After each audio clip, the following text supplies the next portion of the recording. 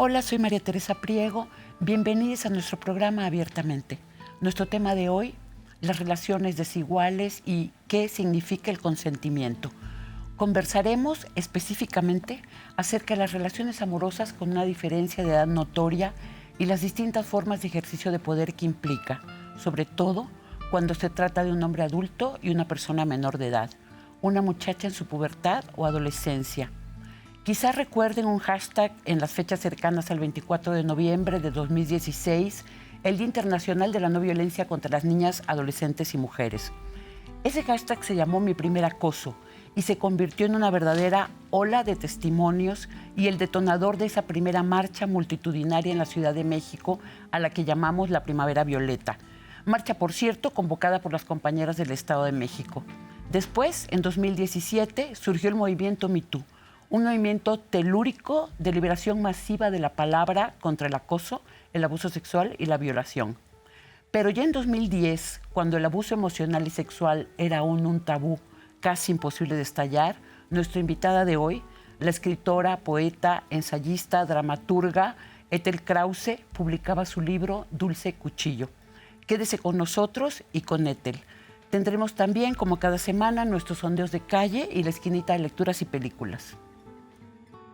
Hay que hablar de nuestros deseos, hablar de lo que nos duele, lo que nos hace felices, lo que nos avergüenza, lo que nos da miedo. Traemos tanto dentro, silenciado y secreto, tanto no dicho. ¿Cómo hablar de lo velado, de lo oculto, de lo que nos mueve? Las palabras que nombran tienden puentes y construyen futuros. Ayudan a escucharnos y respetarnos. Cada cabeza es un mundo, una munda. Somos cada una, uno, tan singulares y tan diversos. Conversemos de eso y de casi todo, abiertamente. Para adentrarnos un poco en el tema, tenemos algunas reflexiones que nos comparte nuestra compañera, la cineasta Stephanie Brewster. Según la Real Academia de la Lengua, consentimiento significa permiso, autorización, licencia, conformidad, asentimiento, aprobación, beneplácito, aquiescencia, venia, anuencia. La edad para que una persona se le considere legalmente capaz de consentir a una relación sexual, por ejemplo, ha sido sujeto de debate en las mayorías de los países del mundo. Pero las preguntas ante cada experiencia son vastas y distintas. La filósofa francesa Geneviève Fraisse, en su libro El consentimiento, un clásico en el tema, escribió: el consentimiento parece una palabra simple, una noción transparente, una bella abstracción de la voluntad humana. Sin embargo, es oscura y espesa como la sombra y la carne de todo individuo singular. ¿Qué sucede cuando hablamos de relaciones desiguales, como en el caso de una diferencia grande de edad, siendo la persona menor aún muy joven? ¿Fue un consentimiento realmente libre? ¿Existió coacción?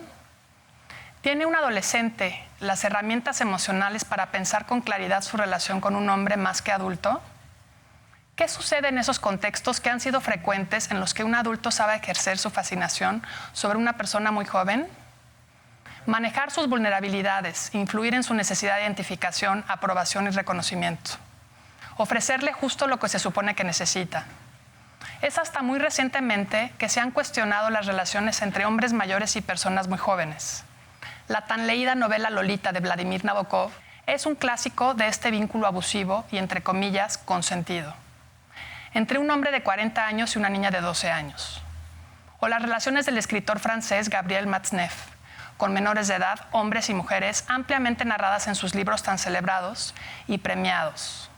¿Qué es consentir a edad temprana? ¿Está una persona muy joven en posibilidad de medir las consecuencias en su vida emocional de una relación tan desigual? Bienvenida la escritora Ethel Krause, autora de Infinita, Mujeres en Nueva York, El secreto de la infidelidad, Samovar, El país de las mandrágoras y de la obra que conversaremos hoy, Dulce Cuchillo. Ethel, gracias por venir. Mira, más que encantada, el tema es apasionante, es urgente, es terrible, hay que decirlo con todas sus palabras y me encanta estar contigo. Muchas gracias. Y es muy doloroso. Creo que es muy importante que las mujeres leamos lo que tú te atreviste a decir en 2010. esta vez que lo volví a leer, de verdad, me dio esta taquicardia. O sea, me provocó un montón de síntomas físicos porque hay muchas cosas que reconocemos. Entonces, tú dices que Dulce Cuchillo es una novela con elementos autobiográficos. Así es. Y qué bueno que lo dices, que te provocó hasta taquicardia y síntomas físicos, porque el abuso sexual lo que provoca es una herida emocional a través del abuso del cuerpo, ¿sí? Y le titulé Dulce Cuchillo porque es precisamente eso. Es como alguien que te está hiriendo con un cuchillo, pero al mismo tiempo es dulce y te gusta lo que hace, porque a quién no le va a gustar eso, porque nuestro cuerpo está hecho para recibir el goce sexual, pero no de esa manera, no en esa circunstancia, no con esa persona. Entonces, aquí esta especie de extraño oxímoron, ¿no? Una forma de, parece contradictoria de hablar de un cuchillo que a la vez es dulce, ¿no? Yo creo que eso es el abuso sexual. Y claro, el abuso sexual en ciertas circunstancias, porque hay otras donde es simplemente abuso sexual despiadado. Es que no pero ese sería violación. Puede no llegar a, pero bueno, lo que quiero es que no estamos dando el contexto, ¿no? Es una novela a varias voces.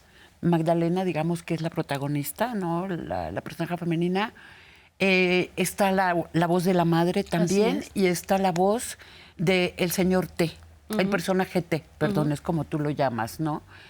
Entonces, todo comienza porque el señor T es pareja de la madre.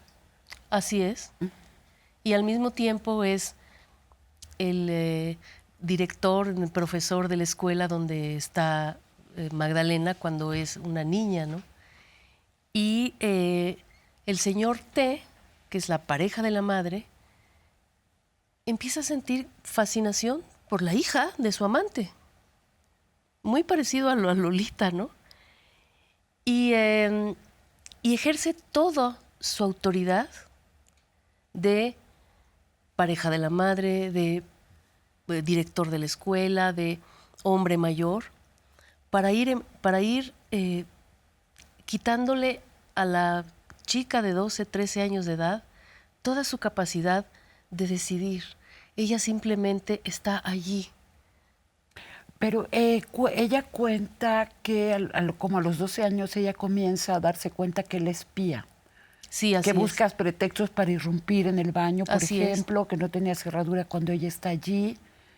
¿Cómo se vive eso? Es terrible porque la niña se da cuenta que este hombre, que a la madre le gusta, que a la madre ama, que entonces pues es alguien deseable, ¿no? Que también la está buscando a ella, entonces de alguna manera se siente recompensada como, bueno, yo también importo, yo también soy bonita, claro. A mí también me buscan. Se siente mirada. Se siente mirada, querida. Pero al mismo tiempo siente que eso no está bien, no quiere que le estén espiando, no está permitiéndolo, pero lo más que hace es cerrar la puerta, lo más que hace es quitarle la mano, ¿no? De encima, ¿no? No sabe cómo reaccionar, siente una tremenda confusión, siente una incomodidad en el cuerpo, sabe que está fuera de control. Yo creo que ese es el punto.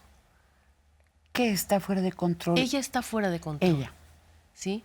Cuando ocurre un avance de este tipo, las chicas se sienten fuera de control porque están fuera de su contexto vital, ¿sí?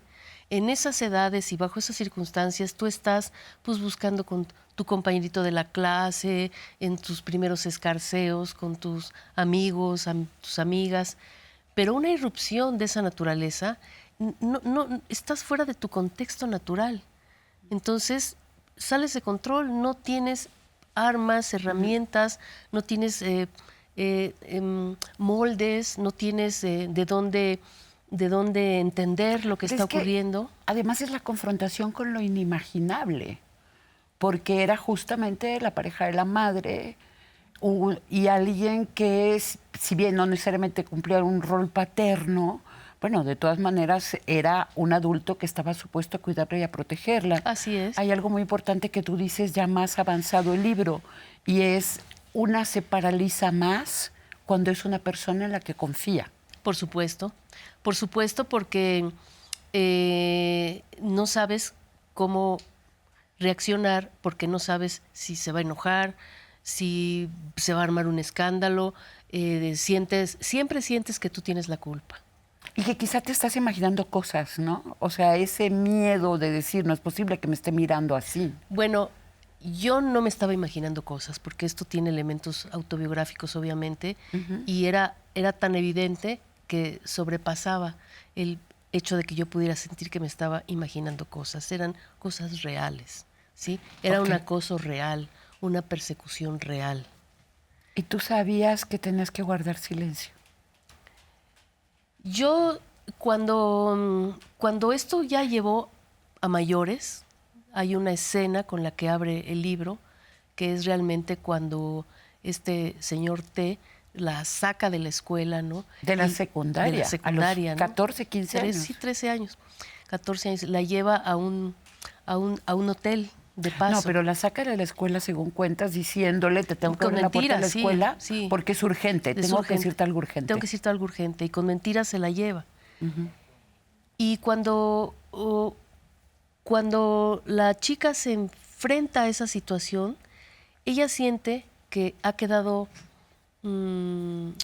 marcada para siempre. ¿Sí?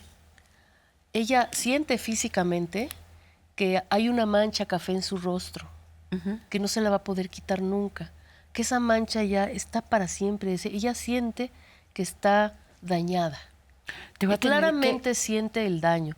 Entonces tú dime cómo va a poder ella enfrentarse a la madre o a otros para contar. Vamos a ir a un corte, pero antes quisiera compartirle una frase que escribiste, Ethel, la cito. Ya no sé quién soy en ese momento.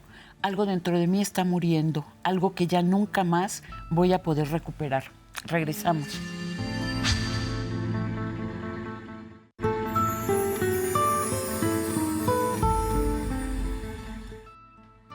Gracias por seguir con nosotros y con la escritora y tallerista y poeta Ethel Krause. Ethel, también escribes que cuando salen de ese motel, el personaje T te dice, nunca se puede hablar de esto porque puede suceder una desgracia pavorosa. Sobre todo no se lo digas a tu madre. Sí, fíjate, imagínate además la carga para una niña, ¿sí? Que tenga que, bajo amenaza de que va a ocurrir algo pavoroso, debe guardarlo, ¿no? Entonces, la niña tiene que guardar lo que le ha ocurrido y además la responsabilidad de mantener la cordura de la familia. ¿Sí? La apariencia de bienestar. Sí, ¿tú te imaginas esa carga? Es una carga... Yo me cuesta trabajo imaginármela, pero sí quisiera que tú me la contaras. Es una carga tan fuerte que lo dice ahí Magdalena. Ella,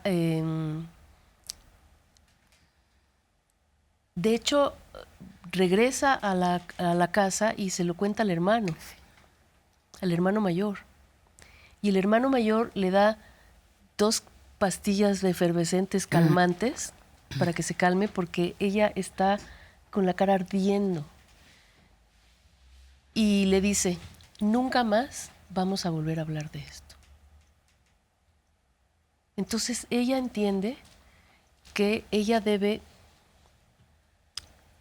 dar como vuelta a la página y hacer como que eso nunca ocurrió. A costa de sí misma, claro, la negación. Sí, entra en una negación total. E incluso hay varios momentos, años de la vida en que prácticamente no lo recuerda. Como si eso no hubiera existido. Y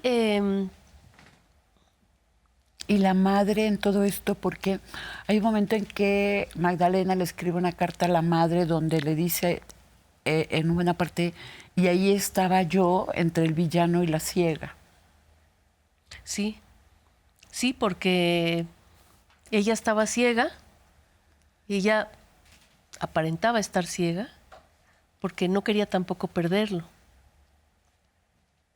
Y es tan... ¿Aparentaba de qué dimensión crees tú que era el aparentar? Yo creo que absoluto, porque era... Se lo negaba totalmente. Se lo como negaba posibilidad. totalmente, pero fíjate que las cosas todavía llegan a más, y esto es lo tremendo, ¿no?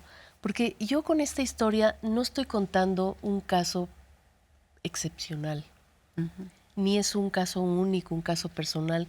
Yo estoy contando ahí, y por eso me di a la tarea de hacer una novela sobre esto, lo que ocurre todos los días en un gran número de casas, ¿sí? Y no se habla de eso. No, claro que no. Hay un momento en que el hombre no soporta el peso y siente que la niña pues lo va a contar, y él se lo cuenta a la madre. Y es la madre la que confronta a la hija. Y la madre es la que dice, pero tú ¿cómo lo permitiste? Y se enoja con la hija. O sea, la hace responsable. La hace responsable. Que cómo lo permitió. ¿Sí? Y continúa con su relación. Y continúa con esta cercanía que expone. Sí, porque la madre hace jurar a ambas partes que nunca va a volver a pasar. ¿Y continuó pasando durante cuántos años?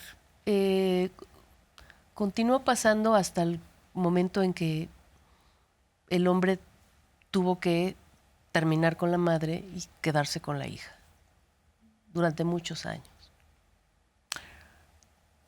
¿Qué sucedió después de este primer momento donde tú te saliste de ti misma y dijiste, ya no sé quién soy, esta es la otra, ¿no? Más o menos es lo que escribes. ¿Qué sucedió después? Construyes una nueva personalidad y llegas a creértela completamente, ¿sí?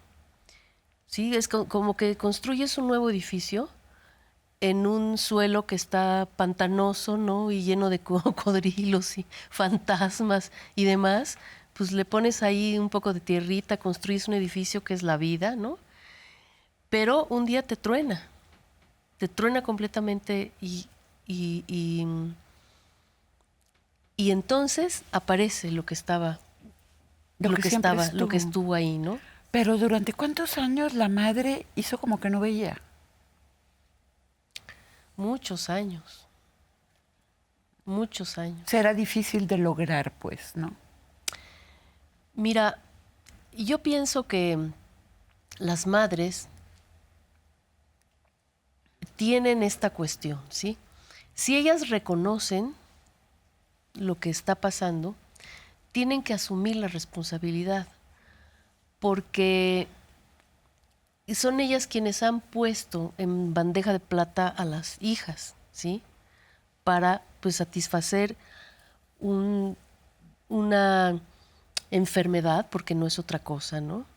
De hombres que están en busca de las menores de edad y para no ser abandonadas, ¿sí? Las madres. Bueno, en el caso específico de Magdalena, digamos, eso es lo que sucede, ¿no? Porque habrá una infinidad de circunstancias distintas, pero entonces esta mujer que se llama Alegría, ¿no? En tu novela, eligió eso que ese hombre daba entre comillas e ignoró el dolor de su hija. Sí, así es.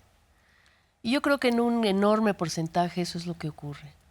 Las hijas, cuando se hacen más mayores, tienen que enfrentarse ellas solas a reconstruirse. Y pues lo hacen con ayuda de terapias especializadas y con muchos años de esfuerzo, de trabajo. Nunca recuperas aquello que perdiste, porque eso no puedes recuperar. Pero bueno, puedes encontrar una manera de entender tu vida y de seguir adelante. Te voy a compartir, Ethel, nuestro fetiche, hablando de fantasma. Esta pintura se llama El miedo al fantasma, del pintor francés de origen polaco Baltasar Klosowski, de Rola, conocido como Balthus. Balthus murió en 2001. La elegí porque Baltús me gusta muchísimo, pero también porque su obra detonó en los años recientes un debate muy incendiario entre quienes exigían que dejara de exponerse en los museos, por lo que para muchas personas significa una erotización de las niñas y adolescentes, y quienes han defendido su trabajo.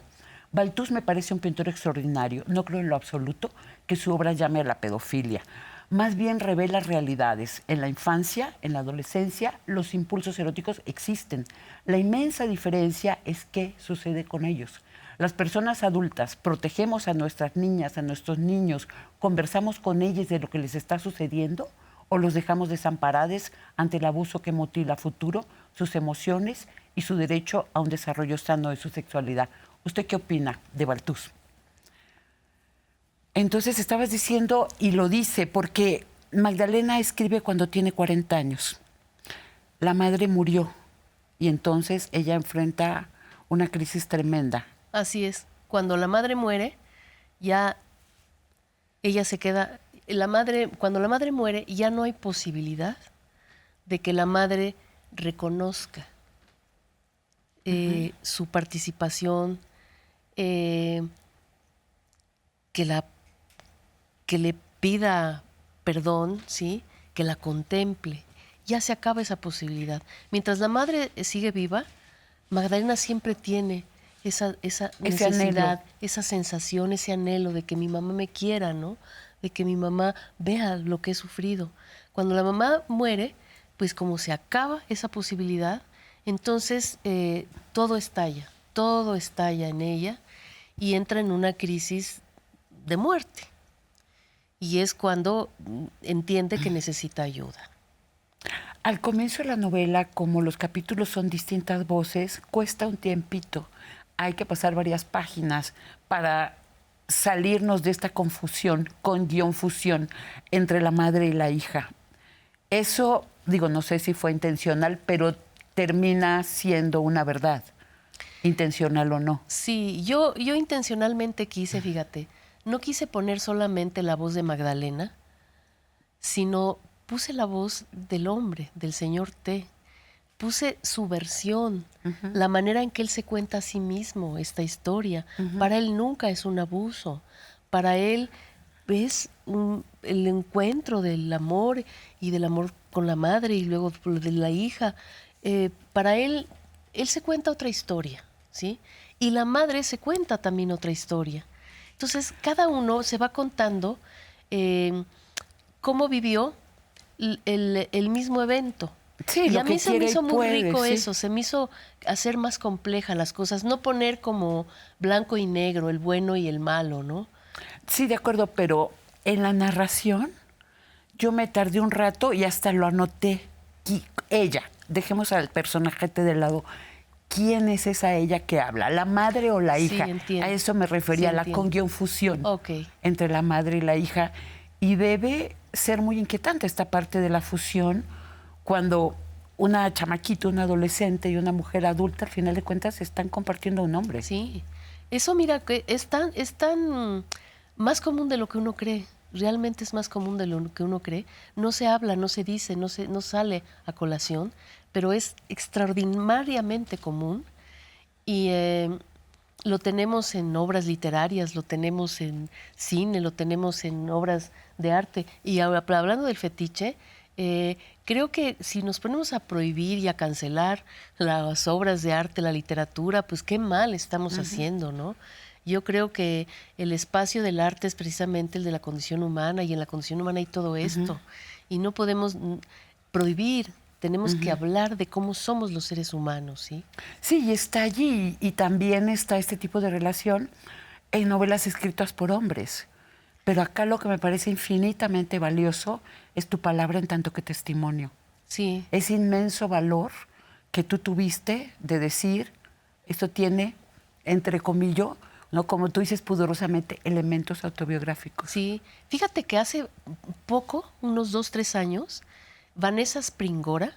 La voy a recomendar. Esta, sí, claro, una escritora francesa de origen ucraniano, ¿sí? Yo me identifiqué mucho con ella, pero también tengo un origen ucraniano. Escribe esta novela que se llama El consentimiento, que es una novela sin ficción, ¿sí? Ah, no, ella lo dice, Ella es totalmente es su vida y su 100% relación. autobiográfica, Sí. pero no por eso deja de ser una novela. Y habla, es muy parecido. Es muy parecido el hombre, el gran maestro, el escritor, ¿no? Exacto. Que primero busca a la madre y después se queda con la hija. Y Bueno, realmente él nunca busca a la madre del caso de Vanessa, pero tenemos que irnos a Sí, una sí. sección que se Ahorita llama regresamos. Las frases y las voces. Vamos a escuchar la opinión de las personas entrevistadas en las calles por el equipo de producción. La pregunta fue, ¿qué opinas de las relaciones amorosas con una diferencia muy importante de edad? Bueno, para mí el hecho de que una persona sea mayor que otra en el sentido de edad, siempre he dicho que para el amor, sí, no hay edad, simplemente creo que todo depende de la mentalidad de cada persona. Creo que mientras una persona a lo mejor se lleve 10, 5 años, lo importante es que sepa ser maduro, que tenga conciencia de lo que se está enfrentando y lo que conlleva una relación y que sobre todo pues tenga la importancia de en verdad querer estar con esa persona y no solamente cambiar algunos rasgos, sino simplemente entenderla, comprenderla y apoyarla en todo sentido. Entonces yo, por ejemplo, tengo familiares y amigos que igual tienen cierta diferencia de edad de 10 y otros de 5 años, pero lo importante es que saben complementarse y sobre todo tienen esa capacidad de poderse entender. Yo creo que para ello tiene que haber un consentimiento de una persona que realmente tenga criterio, porque vaya, no puedes poner a una persona que tiene 40 con alguien que tiene 15, ¿no? Yo creo que va dependiendo mucho de lo que es la edad de la persona. O sea, hay variaciones, no lo veo a mal cuando realmente la persona ya tiene un criterio maduro para poder saber lo que significa ello, ¿no? O lo que conlleva realmente el andar con una persona mayor o una persona menor. ¿Qué opino de las relaciones amorosas con diferente tipo de edad? Pues mira, la verdad es que en mi experiencia estuve con una relación mayor de edad, 10 años más o menos. Yo pienso que cuando uno ya puede tomar sus decisiones, es decir, ya tiene conciencia de, no sé, a partir de los 18 como es legalmente, pues yo creo que cada quien es responsable de sus actos. Pienso que las relaciones con mayoría de edad, una real diferencia, pues realmente no importa mucho que la edad, a menos que la mentalidad de las personas sea realmente diferente, pero si se llevan bien y hay una buena química entre ellos, no siento por qué haya una razón por la que no deben de estar juntos. O sea, si se sienten a gusto estando juntos, pues no veo ningún problema.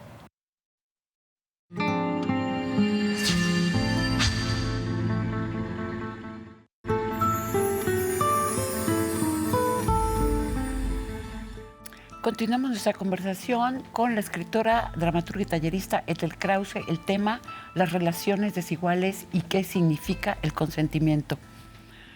Ethel, hay un momento también donde tú comienzas a hacer, en ese momento, la escritura a los 40 años, miras hacia atrás y comienzas a hacer memoria de otros abusos, ¿no? De adultos. Y hay un momento en donde dices, pero con un dolor tremendo, ¿por qué me quedaba paralizada? sí, ¿Por qué no me defendí? sí. Qué interesante lo que me preguntas, María Teresa. Mira, no tengo empacho en decir abiertamente que son vivencias mías, puestas en la novela. Porque si yo estoy diciendo que es importante hablar y decir, es importante salir del closet, es importante el Me Too, ¿verdad? Sí, a mí también me pasó, yo también lo viví. Y como escritora lo cuento porque es una forma de sanar, no solo a mí, sino a quien lo lee, a la sociedad en su conjunto. ¿Por qué te quedas paralizada? Esa es una de las grandes preguntas con las que llega uno a terapia.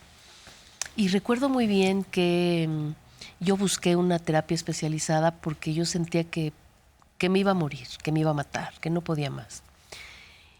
Y recuerdo muy bien que hubo una dinámica en donde era una terapia de grupo con mujeres que habíamos pasado por lo mismo y una dinámica en la que se nos echaban encima, ¿sí? Sí, como que nos quitaban nuestro espacio y todas nos íbamos yendo para atrás y sin poner las manos. O sea, sí, había personas Sí, que avanzaban que hacia avanzaban, ustedes. sí, Oh. y no poníamos las manos. Y nos íbamos haciendo para atrás hasta la pared y nos dijeron, a ver, ahora vamos a hacer nosotras las terapeutas lo mismo. que nos hagan a nosotras. Y les hacían a ellas, y lo primero que hacían es empujar, jalarles el pelo, patear, ¿sí? Entonces dice, ¿se dan cuenta de qué pasa con ustedes? Tienen el síndrome de indefensión aprendida, ¿sí? No son tontas, no son estúpidas, no tienen ustedes que culparse porque se paralizaron, porque lo permitieron. No eres ustedes culpable, nunca eso es permitieron, tú importante. nunca lo permitiste, ¿sí? Porque no firmaste un consentimiento. A ti llegaron hacia ti y no sabías cómo defenderte porque quien te tenía que cuidar no te cuidó. Entonces se llama síndrome de indefensión aprendida. No eres culpable. Y yo creo que ese es un punto clave para empezar a emerger, ¿sí? La mayoría, ahora que uno ya ve en noticias y demás, dicen, bueno, pero ¿por qué no lo denunció inmediatamente, sí? ¿Creen que Sí, a los es una 13 años pregunta absurda. tú vas a gritar en el motel de Paso y vas a ir al día siguiente ahí saliendo, vas a ir a poner una denuncia? Bueno, es no entender absolutamente nada de lo que es la intimidad y la horadación del cuerpo de la mujer, de la niña, ¿no? Es no entender nada. Sí. Hay veces que te tardas años y años en poder hablarlo para ti misma. Tú pudiste, quisiera leer una frase que escribes, pero tú pudiste escribirlo 10 años después del final, más o menos. Yo, sí, más o menos por el 2010, sí. Sí, y dices, necesito que salga de mi cabeza todo esto y encuentre su lugar en la historia del mundo, su lugar adecuado para que deje de atormentarme. Sí, yo, muchos de los párrafos que están aquí son párrafos sacados de mis diarios, e incluso de mi diario de entonces, ¿sí? De adolescencia. De adolescente y otros de mayor, ¿no? Ethel, otra vez te voy a tener que interrumpir. Discúlpame, nos vamos a las plazas y a las voces. La pregunta fue, ¿conoces personas que tengan una relación de pareja con una diferencia de edad muy importante? He tenido amigas que son de mi edad y han andado con personas de 30 años para adelante y realmente yo creo que sí llega un punto en el que tienes que tener un límite, ¿no? Porque, pues vaya, no puedes llevar a la mentalidad de una persona con mayor edad como 40, 50, a alguien que tiene 20, que tiene 18, 19 años. A pesar de que somos personas que sí concientizamos un poco en todo, pues no tenemos la misma experiencia de vida que una persona mayor y eso puede llevarnos a la desventaja de que esas personas se aprovechen de ciertas cosas que ellos sí conocen y nosotras no. Entonces yo creo que en ese tipo de aspectos, pues no son muy sanas, conllevan a relaciones un poco tóxicas. En algunas ocasiones, no en todas, pero las que he conocido mayormente han sido tóxicas. Sí, pues incluso yo he tenido relaciones con una diferencia bastante grande y siempre fue algo muy sano y fue algo muy positivo. A mí, yo aprendí mucho de ellas y ellas aprendieron mucho de mí y, o sea, todo fue en un ambiente muy bueno y si llegó a terminarse la relación en algún punto, pues fue de una manera muy sana, no fue en una manera así como que atacante, ni ofensiva, ni tóxica en ese sentido, ¿no? Todo fue muy, muy bueno. Sí, conozco, por ejemplo, tengo una amiga que, bueno, tenía una pareja que recientemente falleció, pero sí se llevaban cierto rango de edad, pero sí se entendían. Al principio sí era complicado porque ella estudiaba, él trabajaba. Lo importante es que poco a poco pues fueron adecuándose el uno y el otro y se fueron complementando. Si conozco personas que tengan una relación a diferencia de edad. Pues no, bueno, mi mejor amiga en algún punto tuvo una relación igual con una diferencia de edad, no tan grande, pero sí la tuvo.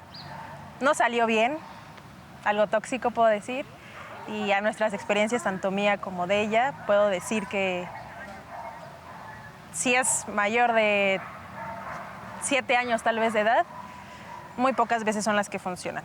Y eso sí, siempre que sea mayor de edad la persona y que ambas partes estén consecuentando que sea eso a favor, no menos.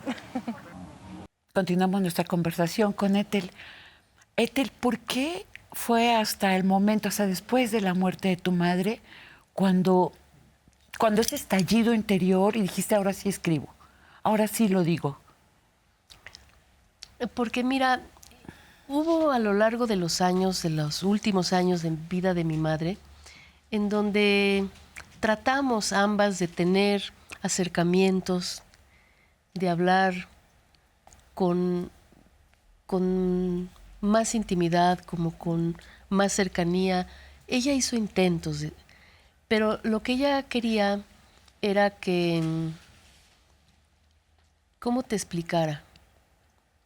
Que borrón y cuenta nueva, ¿no? Como diciendo, bueno, ya pasó todo y ya nos perdonamos tú y yo y ahora ya tengamos una relación bonita, ¿no? Pero eso no se puede. Pero había tantito más, porque era borrón de aquello que yo pueda haber hecho u omitido, sí, pero lo que tú hiciste te lo señalo.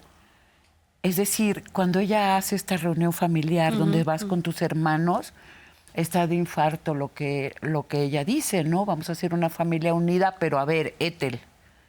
Y ahí te habla del tema. Sí, es decir, yo siempre fungí como la mala y la culpable de la desdicha de ella. Y bueno, pues ese era el rol familiar, ¿no? Eran tú y dos varones, ¿verdad? No, ¿Hay otra niña? lo cambio en la novela, no es exacto como te digo, ¿no? Es un hermano y una hermana. Ay, hermano. Y yo, pues, siempre hay uno en la familia que cumple el rol, ¿sí? De ser el señalado, la oveja negra, el que carga las culpas, porque entonces los otros son buenos. El que genera la infelicidad, además. Exacto, sí.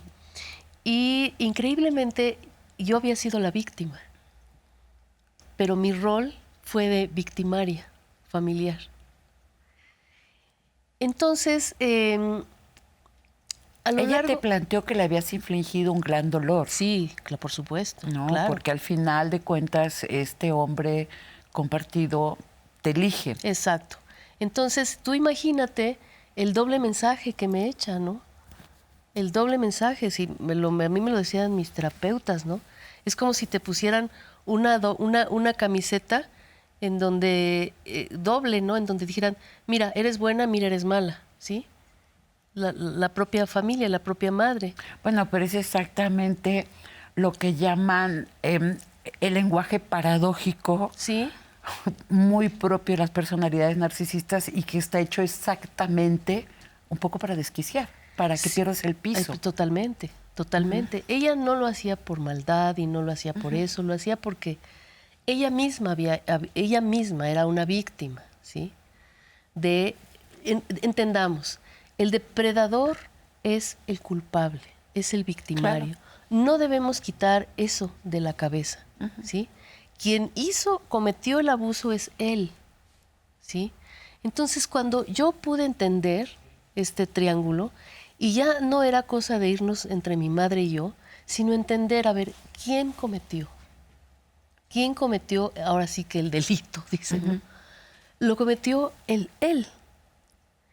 Y, curiosamente, de él no se habla, ¿sí?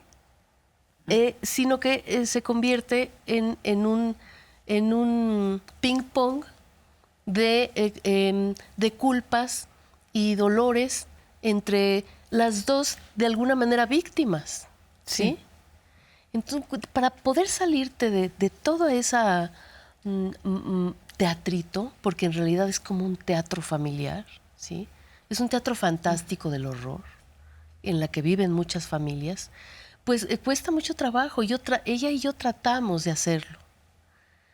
Pero no se pudo. Ella realmente, yo siento que si ella hubiera acabado de reconocer todo, en algún momento yo traté de hablarle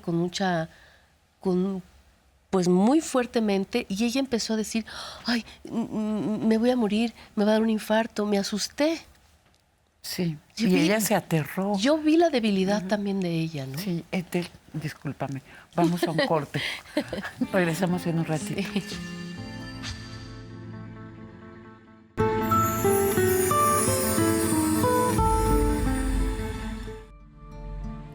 Gracias por seguir con nosotros y con nuestra escritora invitada, Ethel Krause. Ethel, tú tenías este anhelo, ¿no? Es lo que cuentas, de que en algún momento tu madre iba a aceptar la verdad. Pero Sí. después de esta reunión familiar, tú le escribes una carta que tú llamas la carta azul, que es tremenda. Sí, sí. En realidad hay ciertas modificaciones novelísticas ahí para la estructura de una obra literaria, pero efectivamente yo sí le escribo una carta a mi madre y se la doy. Y ella la lee. Y en esa carta, ¿qué era lo principal para ti en los contenidos? O sea, tú, podríamos decir, ¿qué necesitabas tú para ese encuentro con tu madre? Ella la leyó. De hecho, yo la tengo, es un libro realmente, es un libro. Y todavía no lo publico. Y está ahí como en un stand-by a ver si en algún momento dado de mi vida o más allá, esto llegue realmente a hacerse público, ¿no? Yo le cuento toda mi versión. Y lo único que espero es que ella me diga, no me había dado cuenta de cuánto había sufrido y cuánto te había hecho yo sufrir sin quererlo. Eso era lo único que quería. Pero no ocurrió. Y eso era lo que hacía el encuentro para ti posible, porque entonces te estaba escuchando, porque entonces te estaba mirando. Exactamente. Yo solo quería ser mirada por ella y ser recibida por ella. Y cosa que yo no sentí nunca, porque como si ella estaba en pleito conmigo por un hombre, pues ¿cómo va a velar por la hija, no? Pero yo vuelvo a insistir, ¿sí? El culpable es él. El culpable es De él. acuerdo, pero eso no quita que hay una infinitamente dolorosa rivalidad entre madre y hija. Sí, y provocada de una manera insidiosa y consciente además, ¿sí? El personaje T sabía, jugaba y lo usaba. Ah, totalmente, absolutamente. El personaje T, mira, es muy fácil decir es un hombre enfermo, etcétera, ¿no? Pero tendríamos que decir que la mitad de los hombres están enfermos, ¿no? No sé, es la cultura, es el machismo, es el sentido de poder que siente el hombre frente al cuerpo de las mujeres. Porque luego ni siquiera es una cosa sexual, es una cosa de poder, de someter a la otra, ¿no? Someto a la madre y someto a la hija y soy el poderoso, ¿no? Pero digamos que ahí hay un tinte particularmente perverso, ¿no? En la elección de una madre y una hija. Sí, absolutamente sí es. O Si sea, vieras cuántos casos hay, cuando yo estuve en todos estos años de terapia, todo lo que no oí, supe, me enteré, las historias que hay. Era una terapia grupal, Sí, una dijiste. terapia grupal.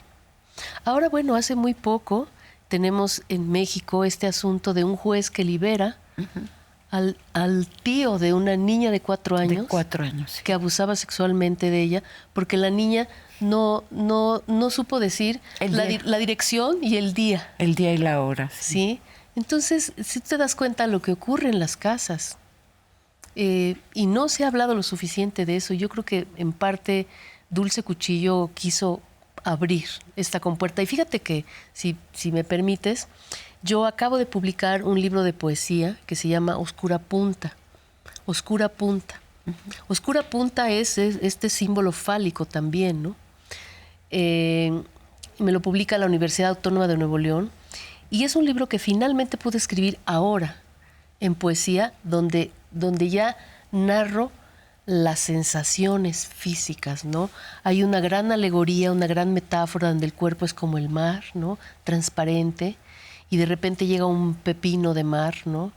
Y viene a hacer un agujero en la concha del ombligo, ¿no? Y todo lo que va pasando, ¿no? Y finalmente lo pude hacer. Fíjate cuántos años pasaron para que yo pudiera poner en palabras y convertir la herida en un resplandor poético. Mira nada más los años que lleva esto. Y qué interesante, siempre pienso en que en francés madre y mar se pronuncian exactamente de la misma manera. Mer, Sí, mer. qué bonito, sí es cierto. Sí, es el Y yo hago símbolo ese símbolo del cuerpo, ¿no? Del llevado a cuerpo, el la mar, lengua. sí. Y ahora cuando miras hacia atrás, cuando revives aquellas épocas, tu adolescencia, tu madre.